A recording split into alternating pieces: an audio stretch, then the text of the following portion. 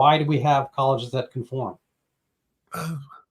Well, I'm a professor, former professor. I'm still a professor emeritus of law at Cleveland State. I've taught in Westminster University, visiting professor multiple times in London, and a research fellow at the University of London. As I said before, I don't like to talk about myself much. And so I'll simply say I've done a huge amount of stuff in various ways, consultant within the Mongolian government, the US government, Council on Environmental Quality. And one of the things that I am committed to, the intellectual life of people who are engaged in university and other teaching.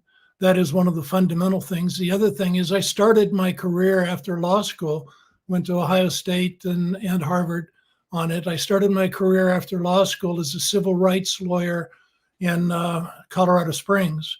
And that is where I have been: civil rights, social justice, and intellectual credibility. And certainly I'm interested in advancing critical social issues. Yes, justice issues, social issues, fairness and opportunity issues, and always have been. And some people, when they hear me speak, they assume that I must be a conservative. I'm not a conservative. I may be a classical liberal in the sense, I'm not going to try to define what that is, but I'm not a conservative. I'm not a progressive. I am somebody who is deeply, deeply committed to social justice and intellectual ideals and the political ideas of this country. Wrote one book that sort of guided me is one I published in the late 1990s, which is called The Warrior Lawyer, which used Sun Tzu's Art of War, Chinese military great strategist, master strategist, and Musashi, a Japanese strategist of the 14th century, in terms of defining how to achieve your goals and what thinking and critical thinking and action involved. Other than that, that's about all I need to say. Yeah, I might take a stab at classical liberal because I think I might fall into that similar category to a point. I kind of more of a conservative, perhaps. I also have a problem with the term social justice, which I think is a little bit of an oxymoron. I think it's hard to be, have justice when you're considering social class and so forth. I mean, if A robs B, the crime was committed, and then to kind of, I think it muddies the water. It kind of over-intellectualizes things a little bit to start parsing, what are the motivations? If somebody shoots somebody else and that person's dead and it's not in war, I think the social aspect, I think, only clouds the issue of morality and the crime itself. So anyway, but as far as classical liberal, I mean, the term actually, has a sense of liberation, of freedom, liberty in it. And I think, the liberal arts, at least, were those things that the Romans taught to their citizen scholars, I guess, so they could kind of keep the place running well and have freedom. Now, of course, they had a multi-class system, and it helped to be a citizen, and there were a lot of people there who were not. I think it's a little bit like Abu Dhabi or something like that, or Qatar, where there's obviously different classes and whatnot. So it's easy to be a liberal if you're one of the landowners and so forth. Anyway, but who knows exactly what those things are? But I think we can agree that the colleges, might have started out in the framework of say more of the liberal arts, and I think now possibly very much so they're illiberal arts. And maybe we can talk about what that differentiation is, and what is a conformity college. Why did you title your book that? What are the things you found? What motivated you to write it? Motivation was being a professor in a university or multiple universities for decades and teaching. I witnessed the gradual and deliberate shift from people who were intellectually stimulated, and including students, who came in, who were looking for knowledge, who were looking for information, who were looking to grow. And then I would preface it by saying, when I was at Harvard, I was in their clinic. I was a teacher in their clinical program and helped create it. And then I went and became a professor in charge of developing the clinical programs at Cleveland State University. And people I had dealt with at Harvard called me and said they wanted me to become part of a movement. And I said, okay, tell me what it is. I mean, I had some respect and I liked them. They were semi-friends. And they went through all this information. I said, but what's it really about? And they said it's about Marxism and socialism. And what it was critical legal studies. That's how it was defined. Duncan Kennedy, Roberto Unger, and others were the ones who launched it at Harvard. Well, once they said it was Marxism, I said, I'm not going to be part of it. I don't do isms. I try to think for myself and teach jurisprudence and the like. And then what happened was that critical race theory developed and spread throughout universities from critical legal studies. It was the same essential thing, but it went into other departments of the university or other segments of the university. It was, and I could see it happening within about a 10-year period, it was a deliberate strategy to capture the universities. And so it grew. The hirings, the people who were hired, the people, it was opportunity, but there's supposed to be some merit there too. And it's everything that an academic does is not supposed to be a political diatribe trying to brainwash students or to teach them the professor's own political judgment and views. But that's what was going on. It went with academics and it went with the administrations. And that's where, you hear cancel culture. I wrote a book on that too. But the reality is the thing that drove me is I saw more and more and more capture of the university. And then I was thinking, well, guess what? I mean, the conformity colleges is about conformity, but part of it is also the people who are produced by those colleges, particularly in the teaching areas and so forth. They go into the K through 12 system and become teachers and administrators in the system. So that is part of the capture of the entire educational system. And so if you ask me why I wrote this book, that is why I wrote this book, because I hold the ideals of critical thinking, action, strategy, but honesty, not just I would never dream of trying to convince people that they have to think like I do, that they have to accept my values, or they're not legitimate people, Right. I don't know if that makes sense. I very much see that as a theme through your book, and I'll get to the book a little bit. But a lot of the people you cite, and I assume interviewed for the book, I've had on my show. Actually, I had Jennifer Say and Jeffrey Tucker and G. Van Fleet and probably many others within the book that you quote. But G. Van Fleet in particular, she basically is warning of Maoism coming to the United States. And it's a funny thing, all this critical thinking. I mean, who wouldn't like critical theory? Right? I mean, everyone wants to be a critic. It's always important to be. But I think a lot of these terms get co-opted, and it all sounds good. And you actually quote Walter Williams, what I posted on Twitter just now, the late and great Walter Williams. No, he was, yes. Yeah, and a lot of times it reminds me a little bit of Hamas.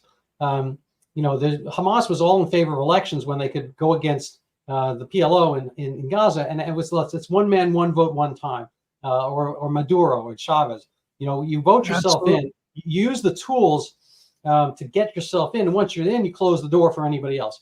And so similarly, I mean, Walter Williams, the quote you have heading one of your chapters is basically that the left, the kind of the consolidated left, which kind of merges with the fascistic right, if you want to think of it that way, but the kind of totalitarian, authoritarian types, they're all in favor of free speech when they're in the minority.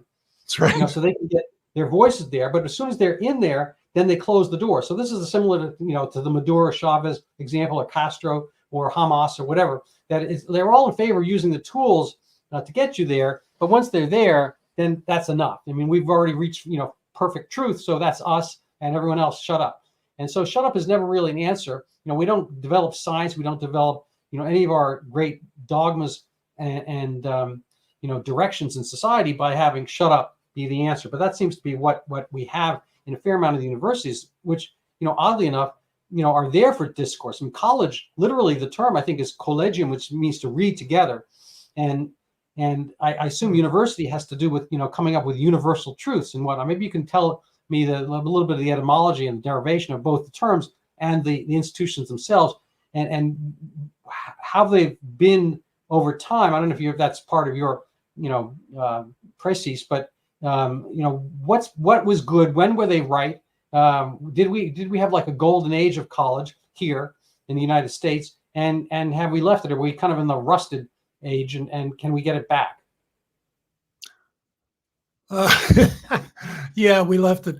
You have to remember, until the soldiers came back after World War II, there weren't that many people who actually had a college education.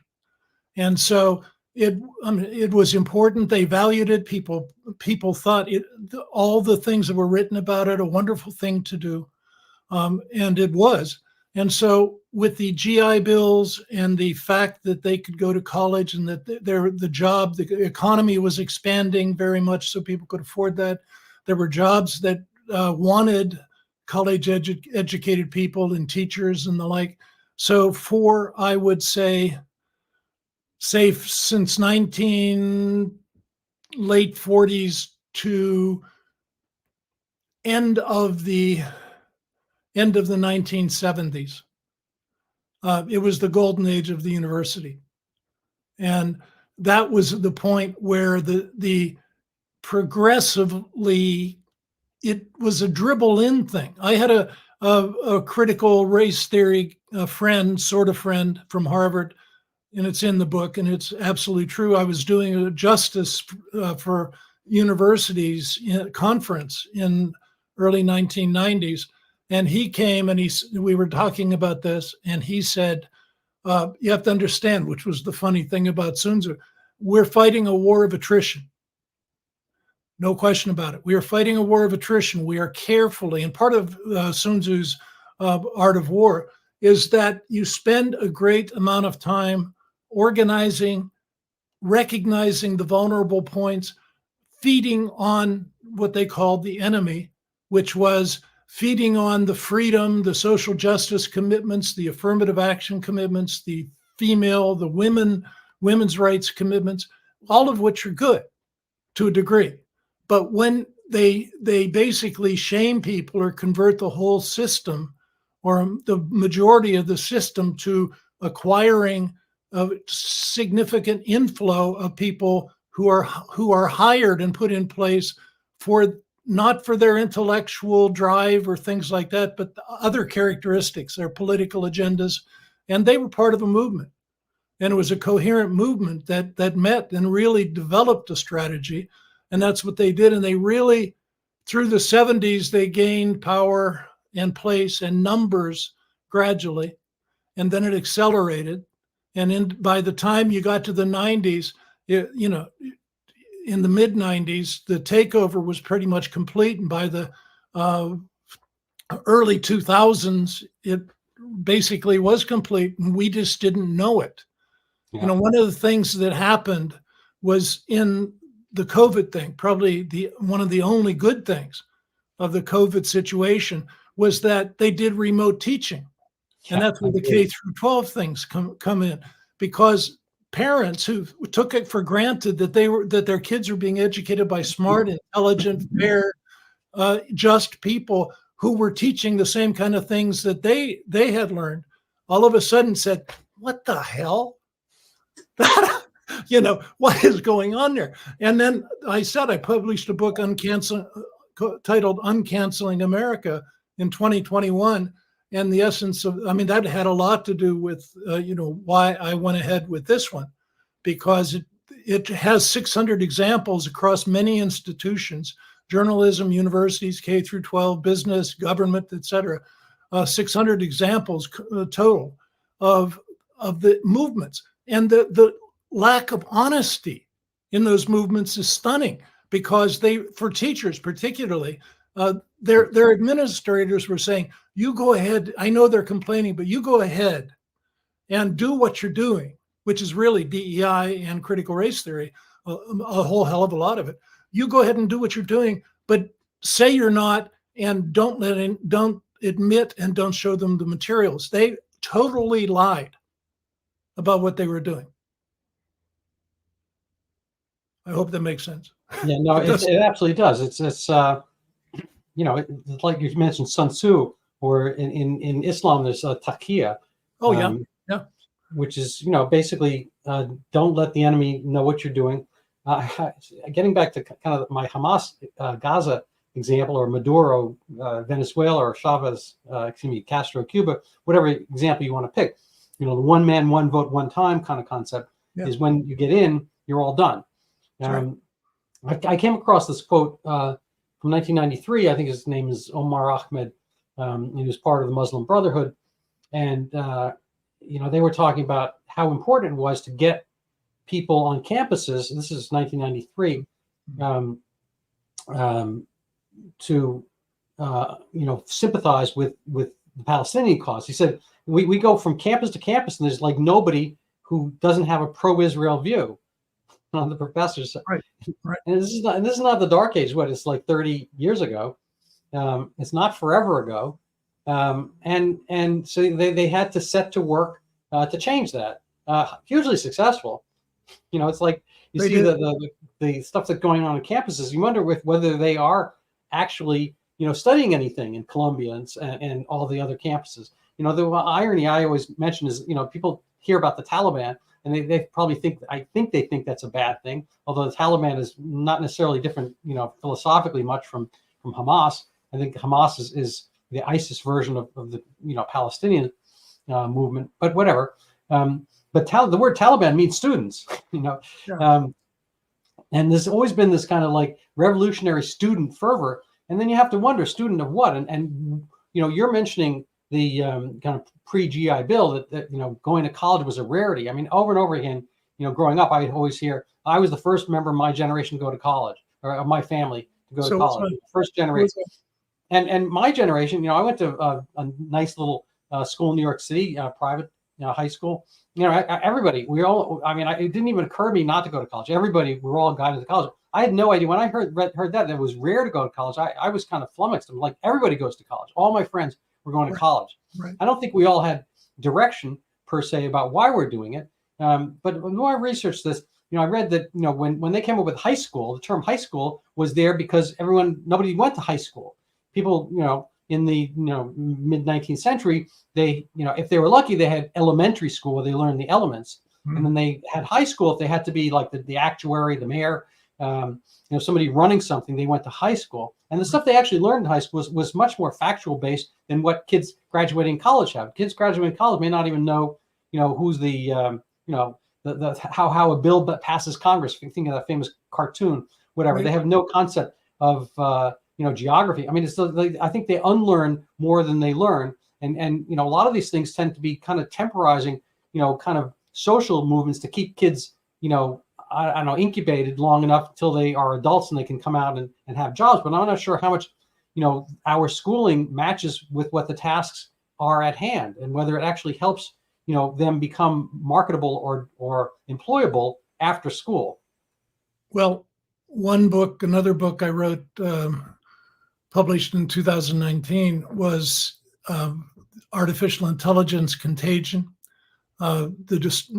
Can democracy survive? The subtitle, Can Democracy Survive the Imminent Transformation of Work, Wealth, and the Social Order? And the answer to that is, it doesn't seem that it's going to, or that it has, because we have a Republican form of government and we're at each other's throats and want to kill each other. And a lot of the research I'm now have been doing for years, has to do with the transformation of work. Because when you look at, and you're a doctor, and even in the medical profession, or not only particularly, but in the medical profession, there are all kinds of things going on that bring in AI diagnostic systems and robotics and operation surgeon, eye surgeon, microsurgery, and everything. And the question is, to what impact will that ultimately have on how many people go to be doctors? And But that's going on in virtually everything. One thing I'm trying to do when I look at jobs, because I have files and files, and they say, 800 million jobs lost in the next 10 years, 30 million jobs lost, 300 million by different agencies. When we hear that kind of statistic, our brains shut down. I mean, what the hell can we do about that, right? So we don't understand what's really going on. So I'm looking at the different companies that are firing and laying off people by the tens of thousands. And they're some of the ones that are considered to be the advanced things. And every time they say the reasons, they try to gloss it over, but it really has to do with, we don't need paper pushers. We don't need people doing these little, these fundamental time-consuming labor intensive, but we can do it with AI systems and robotic systems. And so they are getting rid of so many people. You talk about the dangers to universities. Say what? And another thing I'm working on writing is, when they take over, what do our children do? Because I'm old, okay. And then the issue is, I'll be dead by the time the worst of it all happens. But our kids who are being uneducated and diseducated right now, and wrongly educated and distortedly educated, they're the ones who are going to bear the total brunt on every level of this system. And the people who are looking at it are, there's so much wrong advice about what's going to happen and what to do. Everybody has an opinion, and most of those opinions aren't worth crap. So to kind of get to that major point, you have your Barnhizer magic wand, and you could say fix something. What are the sometimes it's like, some of these things, it's like a cruise ship heading into a shoal. It may be too late to turn the cruise ship around. It's just such a big thing. It has so much momentum in the waves, and it's not really like turning a I don't know, something smaller, a skateboard or a bicycle or a car. So you have a certain amount of like society and kind of momentum of this cruise ship heading into the the rocky path. So but given that, is it something that we just have to like forego this current cruise ship, the university system, let it kind of do its own thing and rot, and find alternatives? I mean, Peter Thiel, I think Elon Musk, to a certain extent, they would just as soon people abjure or eschew, avoid college, and kind of follow their muse, do something useful, and get their hands dirty, as it were, learn to fail, try a few things, bang their head, whatever, and come up with something, rather than just kind of go through this rote, baby bird, absorption of worm food, which may not even be that useful or nutritive for the mind. So this, I think we can agree that there's a certain amount of like non-productive, self-hating teaching that's going on in our colleges, and non-teaching and so forth. Anyway, what are the things that you find most noxious being taught in the schools? How would you fix it? You're the grand administrator. You're not the border czar, but you're the university czar. What does Professor Barnhizer do?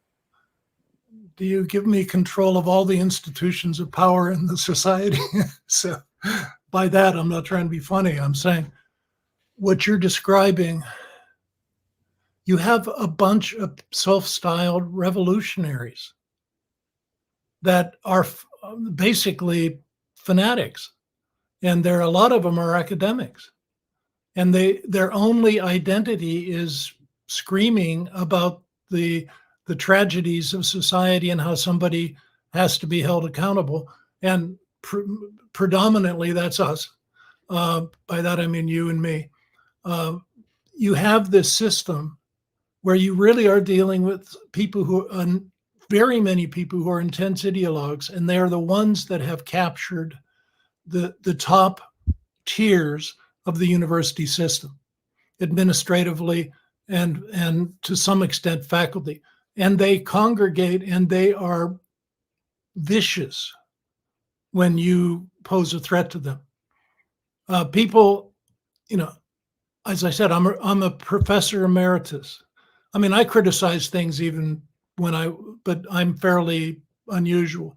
in that. But, I understand why people don't put their heads on the line to get chopped off, because there are so many people who are afraid, even the ones who fully understand what's going on and want to stop it.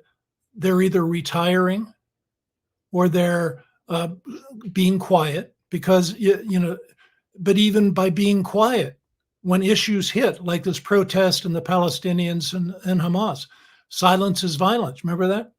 Silence is violence. And so if it isn't enough just not to do anything in their support, because that's bad, not to support them affirmatively. And I'm not making it up. I mean, the state of fear in this country, and it's understandable because you lose your job. Where do you go? What do you do? Because you're not only losing your job, you're being typed in that system as somebody who doesn't deserve to be part of that system. So I understand why the fear that a huge number of people have. So Yeah. to back to your question, what do you do? I think you break a number of colleges, and that it has to, by that I mean they're in trouble anyway, because the population growth and the supply of people to go to the university right now is dwindling so rapidly. And the Chinese Confucius studies programs are dying off, and they've been feeding on foreign students who they charge full tuition to for decades. So they're discounting American students significantly in terms of, at least many of them, in terms of how much they have to pay. They may say 50,000 tuition, but then only pay 25,000 because they're feeding on the foreign students. So it wouldn't hurt to have a dramatic reduction in number of foreign students, as a number of states are doing, specifically defunding DEI programs, because they have grown to the point where they are basically evil. And they don't even mean it. This is the characteristic of the Marxist and Orwellian movement. They use the words. I love the idea of diversity. I've been all over the world. I've worked all over the world. I get along very well with people unless they're jihadi Muslims and want to kill me. And, some friends got killed in Bangladesh when I was there doing a project. And so, and blown up and right in the middle of their national day, 100 yards from where I had just been, that's where it went off. So it's fascinating. This is what you're dealing with. You're dealing with a bunch of vicious, vile nutcases who, just like Hamas. Hamas is the killer of their own Palestinian people because of their own actions.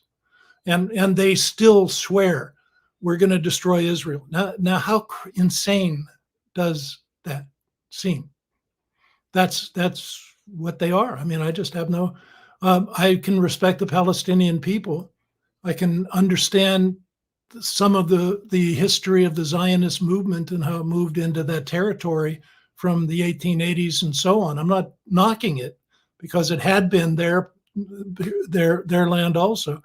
But what they're really doing there is Hamas stands for they're being facilitated to get rid of Israel, to try to demean them so they can have the grand caliphate all over the Middle East. And then they're trying to get into Europe too. I mean, I'm not ignorant on these issues. And it just, I saw it happening. I said I've lived in London 3 different times. I saw the change each time I went.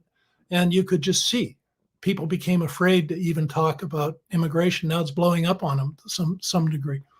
But the things you can do is go back to say, this is what the future is. These are the jobs, to the extent that I have a grandson who was drifting. He is now 22, 23. He is a boss head in one of the critical car companies now, and doing extremely well, because he said, "What should I do, Papa?" And I said, "Well, you really don't want to go to college because it's not going to give you anything." He spent about 6 months in there, and he just said, "What on earth?" And so he said, "What do I do?" And so you get a trade, you work on a trade, you get job experience. I worked in steel mills. My whole family worked in steel mills. I ran crane for Republic Steel in Youngstown.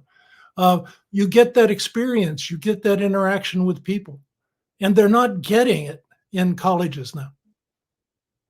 You're not getting any kind of serious. You're getting interactions with people who are on a political acid trip, Yeah. but you're not. I like that, on a political acid trip. That could be your next book.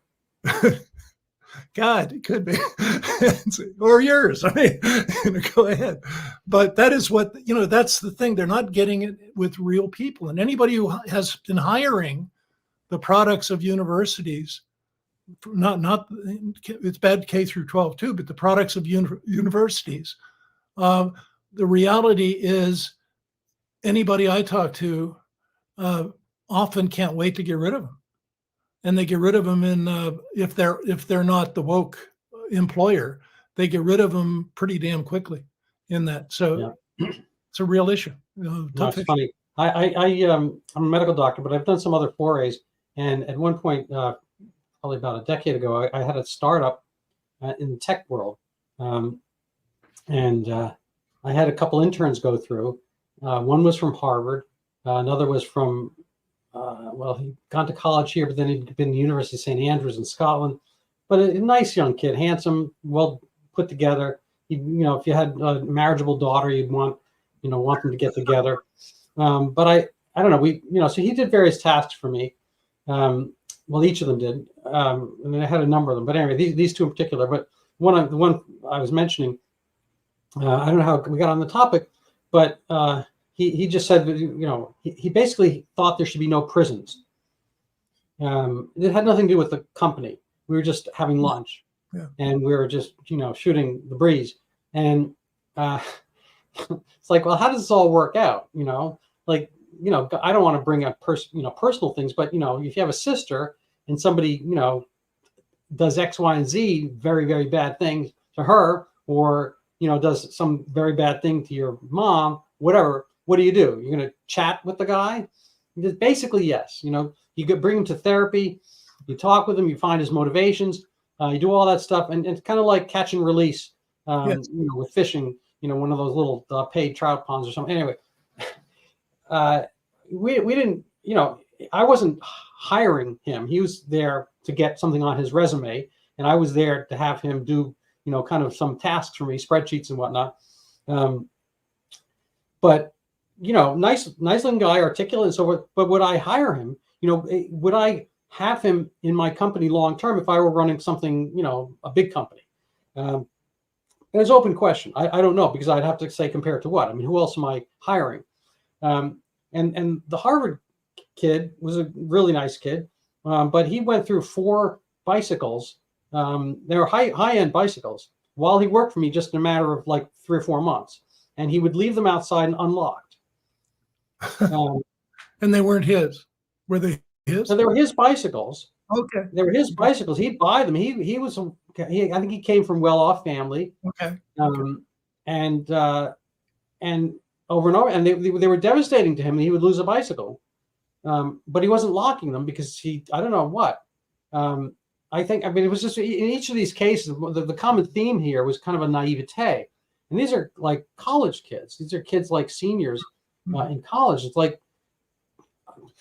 I think you could find almost anybody without a college education that age who would not do either of those two things, either say there should be no prisons and or leave their hard-earned, $500, $700 bicycle, untethered. That's right. And it's just like, so that's 10 years ago. I don't know. I was a STEM guy, and we didn't call it that back then, but I was a chemistry and physics major, and I was kind of mathy, and so forth. And I was at college to learn, technical things, I guess. I wound up, converting into this little, whatever it is, medical degree here. And that became a decent living, whatnot. But, I always kind of had this little romantic view of the people who were, had these books, Lukács and Gramsci and whatnot, the kind of sweatered gals in the library. It was, they'd be, and I'd ask them, like, I was naive or curious back then, what is that? and I remember one was Gramsci because I remember the name, and I've seen it a lot lately. It comes up in our discussions on these topics. And the gal I was asking that question, I mean, she had a hard time defining what it all was, just like people have a hard time defining deconstruction or whatever. But but there's all kinds of courses. I mean, I was like kind of mystified that people could do. I had roommates and whatnot who had studied that kind of stuff, and I would ask them the end of the season, end of the semester, whatever, what was that? What was that about? Like, I don't know. We're all done with that. We did the test. We're all done. But Right. what useful item are you getting from that? I don't know. I mean, I think there's something to be gained by like training the brain to kind of go through things, but none of this was critical. This was at Yale back in the 70s, like in the golden age, as you say, of colleges. Yale entered the process earlier. Maybe, I don't know. But we still had a lot of open discussions. It was a real, I really loved college because people could talk about anything back then. Yeah. I just don't think that's the case now. I don't think we didn't have this cancel culture. We didn't have social media. We didn't have people taking out their camera and kind of gooning you up and turning you to a non-person. So I don't know. I mean, there just seems to be all this kind of morbid and septic, cancel culture that's going on campuses, and it's hard to see how you salvage the institution unless you just do parallel things. I mean, I think one of my buddy's sons makes an excellent living. He makes like 4 times what I made at my peak right now, and he's in his 20s. And I'm not going to mention what he does precisely, but he has basically YouTube channel, big social media presence, and he produces this stuff, and it has to do with video games and whatnot. Right. But he did go to college, but what he's making the money on, and the son of another friend of mine made a fortune, doing kind of these mock music videos. Also went to college and whatnot. But their money comes from stuff that they could easily have done, without having done the college part. Unless that's just a matter of making connections and so forth, and kind of credentialing yourself so people will hire you. But a lot of the imaginative stuff, the thing that really makes coin is when you kind of like make a connection from A to B, and you do that, I think, just more through trial and error, which is not necessarily something that is grown and harvested and encouraged within a lot of the college atmosphere. Right. I agree. So I'm going to posit 2 questions for you, rather than just ranting the whole time. But the 2 questions are the grade inflation we see at colleges. I think the median grade, not the mode or the mean, but the median grade at Harvard is A- undergrad. First of all. Second of all, we have this tenure system, which I think has become inimical with the original mission. The original mission was that you're just going to say and do, say what you have to and what you need to for the sake of truth. But I think it's become much more of a club, like picking like. So people only kind of tenure the ones who agree with their basic tenets and won't challenge them. I'm wondering if you can pick up in either one or both of those. I can, but my pickup would be to start. You're absolutely right. Begin with that. I mean, but it also have to think about the age structure and with particular discipline of what the tenured professor is doing. If it's an older professor, you've got some security, but they don't want to end their life in academia. They can still be put into trouble, and administrators, even if they have tenure and even if they don't try to take their tenure away, and there's been some of that, but assuming that they keep their tenure, the administrators can make their life miserable by scheduling decisions, what they have to teach, when they have to teach it, other things they have to do are responsible for doing. So they can suffer even if they're able to keep their activity and their status.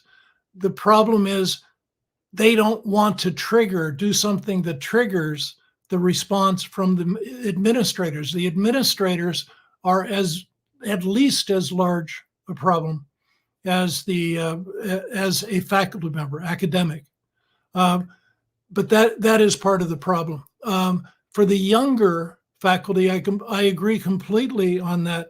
It can be a little different in the hard stuff, the sciences, some of the sciences, chemistry, if you're teaching chemistry or something like that.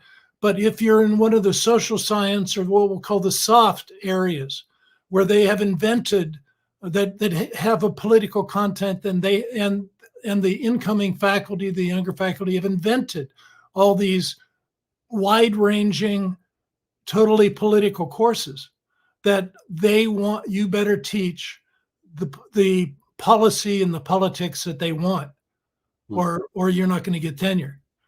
Or if you get tenure, see, one thing they're doing now is tenure to an extent is disappearing. They're not, a lot of places are shifting to contract, like a 5-year renewable contract issue, or adjuncts, or even shorter kinds of things, just agreements. That means they can get rid of, even if you want to be.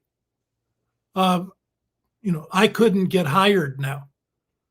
I have the total proven range of productivity and other things. A very fine teacher, I think, at least the students of the time thought.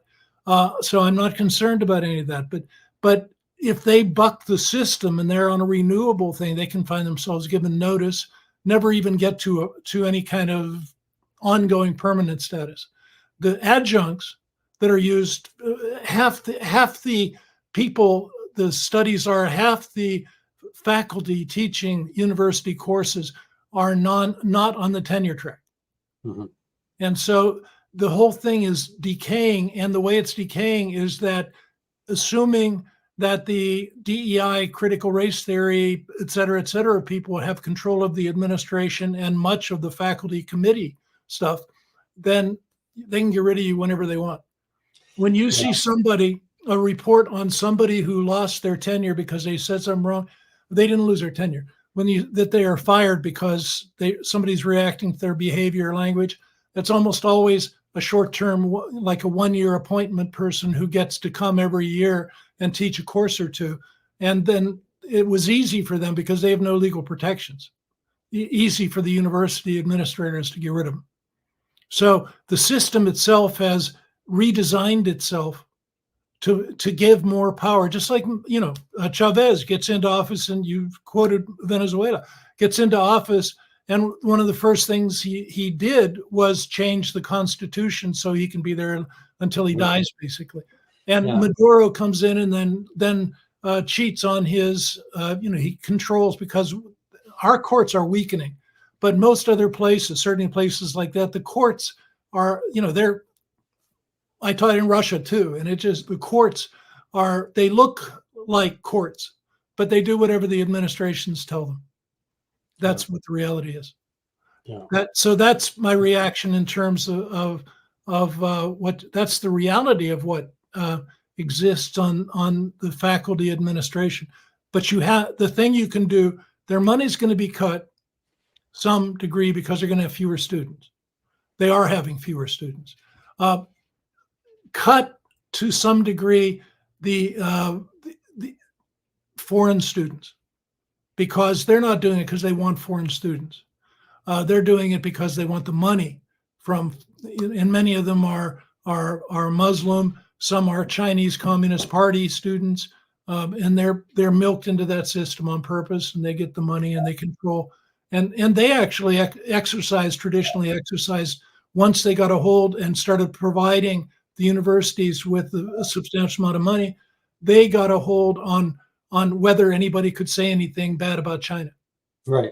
They influence. I think I think there's an interesting lever there for our cruise ship, the rudder, which is, follow the money. A fair number of our, colleges and universities are state owned. Yes.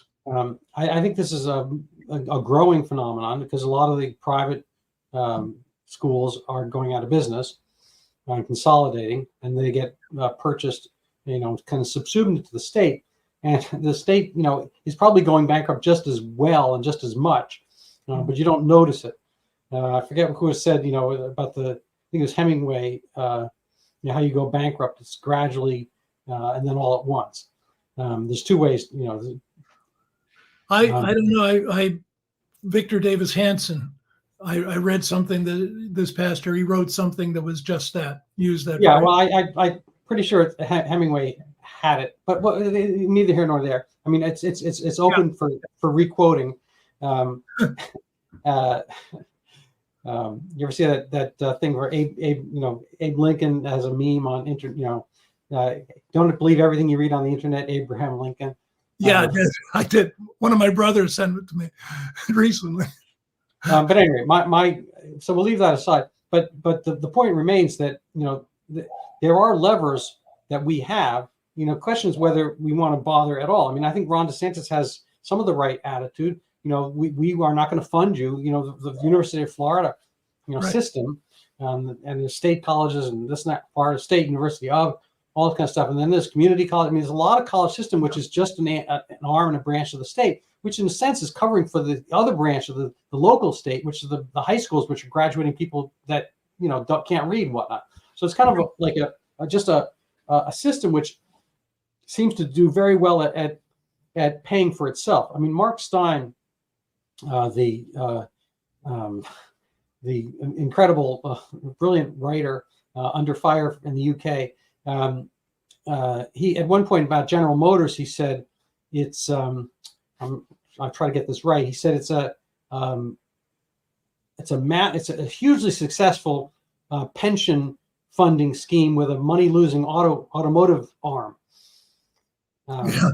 Yeah. But by the same token, what we have here is an incredible resource devotion towards leftists with a kind of a money losing education arm. We are not educating people adequately. We're not educating them, say, productively, using adequate resources. But we do have a burgeoning coterie of DEI / critical, CRT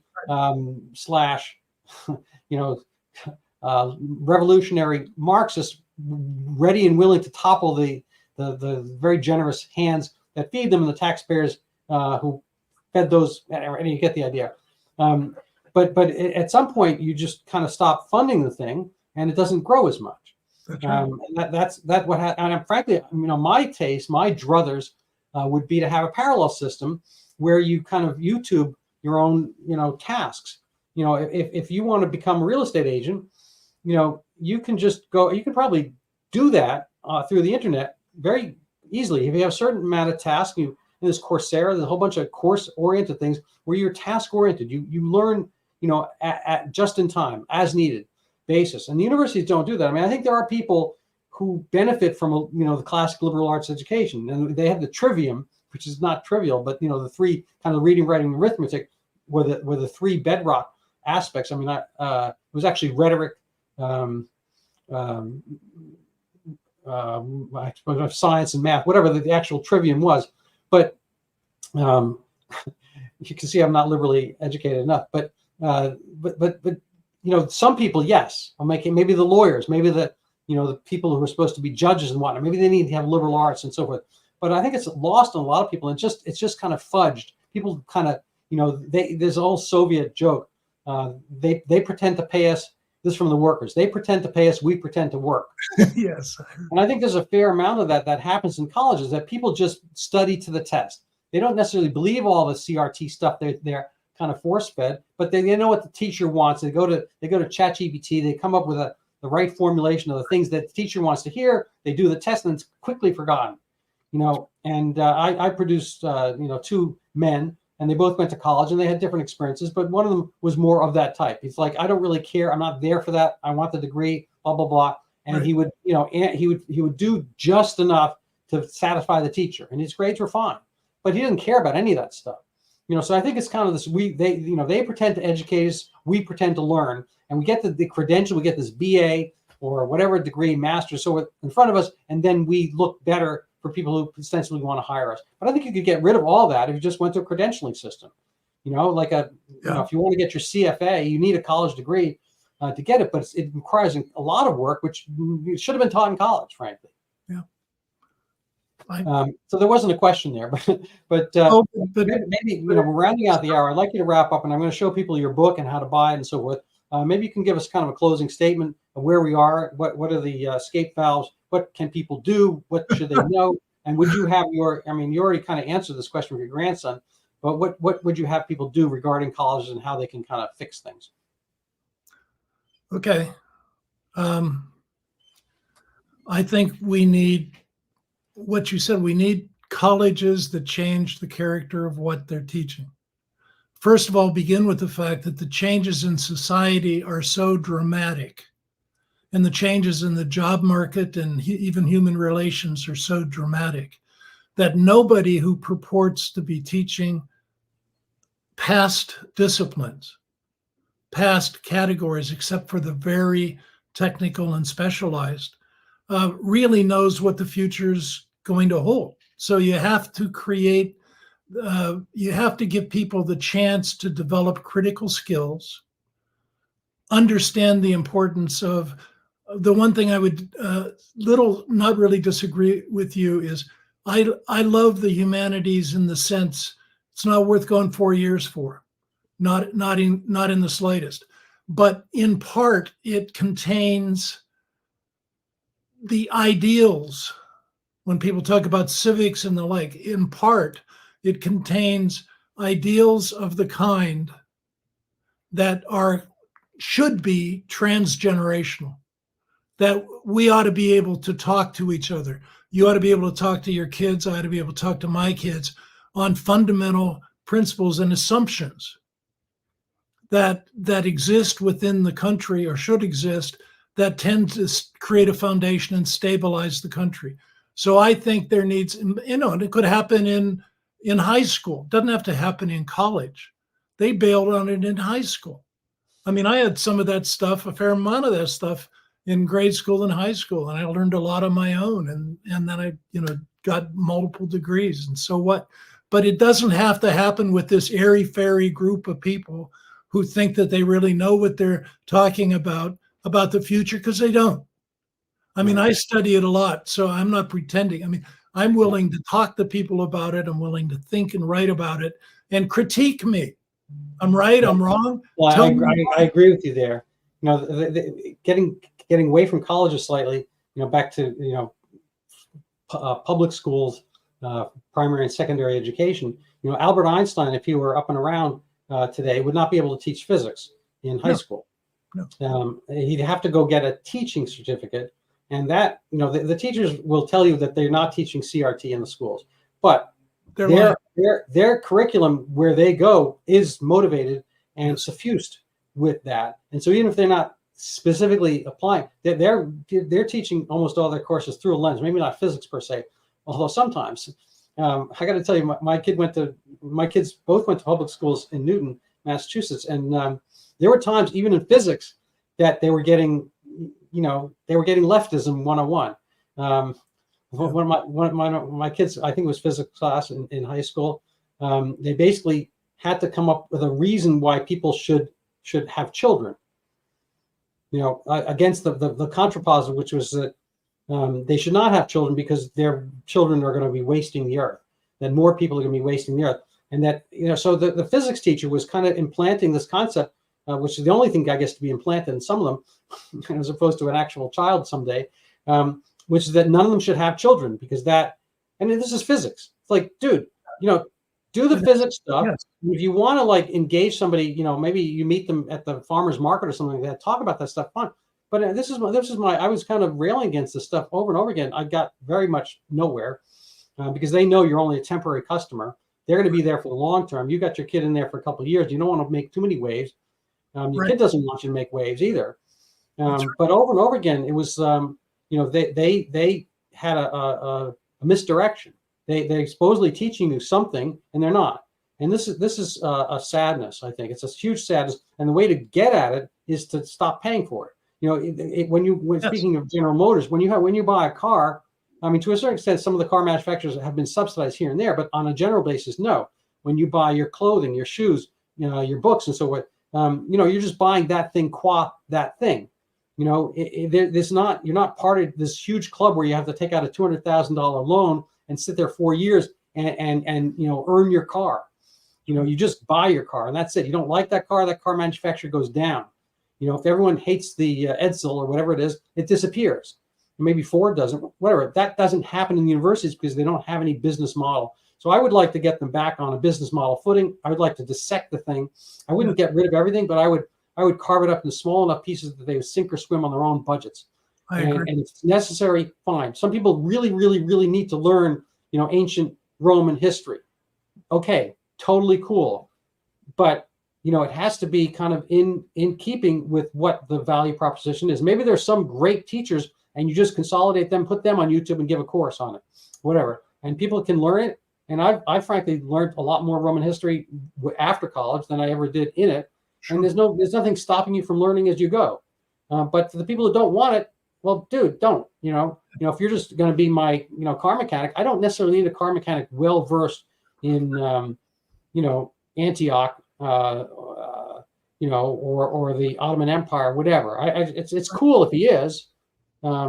But, you know, most of the information that people are getting these days are because they research things ancillary to playing their video game or watching Game of Thrones. They learn about the War of the Roses because they watch Game of Thrones, and that's fine, you know.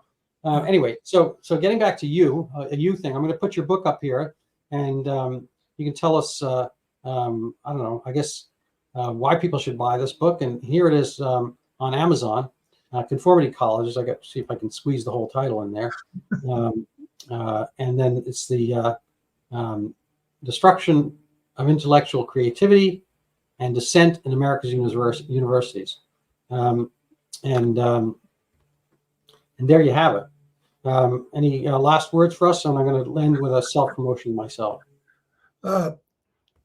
I think, and it has gotten a lot of very good reviews and done a lot of podcasts. You know, I'm an academic in part on many things, but academic. I don't write for money. I hope people would buy it because it's interesting. It's available electronically, and I guess audible version also. I think it's worth reading. But other than that, I think it's a very good analysis of. Yeah, it's very thorough, and it has a fabulous introduction by Jeffrey Tucker, who almost literally writes like an angel. I've never met an angel, but he's got a beautiful incredible lyric quality to his writing, and he gives summaries to the concept of university, which brought up things of which I had not been aware. He's a friend of mine, and and a mentor, and I very much enjoy his writing, which you can find in Epoch Times and in your book. So that's another reason to buy it. And if people want to help support my podcast here, my mundane efforts, they can go spend money again at Amazon. And coincidentally, that's one of the features of my book, Zika. It took place in the Amazonian area as well, more in the northeast of Brazil. But it was a big deal in 2015, 2016, the Rio Olympics. And then it disappeared. Yeah. And nobody in science and medicine or bureaucracy can tell why, because the money's still there. And I think there's a great quote. I can't remember who said this. I don't think it's Sun Tzu, but basically, if people are paying you money, it's all to do research. It's unlikely you're ever going to refute the concept for which you were paid. So there's kind of like an emperor's new clothes phenomenon here, where I'm that guy. I'm not a little bit like your emeritus status. I'm a medical doctor, but I'm just a primary care. I'm not in academia. I'm not losing any research grants by pointing out that Zika microcephaly, Zika is a real dengue virus, but it's probably not a human susceptible virus. And it's a dengue type virus. And microcephaly is a real but very, very rare phenomenon with babies getting small heads. It just so happens that one has nothing to do with the other. The science was shoddy and should frankly be overturned. That's the nature of the book. So people can go buy it, and even better if they read it, and even better if they read it, buy it, give me a good review. I tend to think WHO every time I see things spread any more of the fear of a pandemic.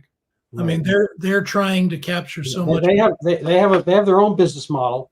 Speaking of business models, they have their own business model, which is they profit through these intermediaries from the vaccine money pharmaceuticals gets. Pharmaceuticals give the money to certain granting institutions that goes to the WHO. It's kind of a regulatory capture cycle. I covered that with my last interview with Dr. David Bell from a few days ago, so people can reference that. Thank you so much, Professor Barnhizer. David, thank you so much for coming in today, and I'm very in your debt for your time and effort, and I thank you so much for having written the book. Thank you. I really do appreciate it.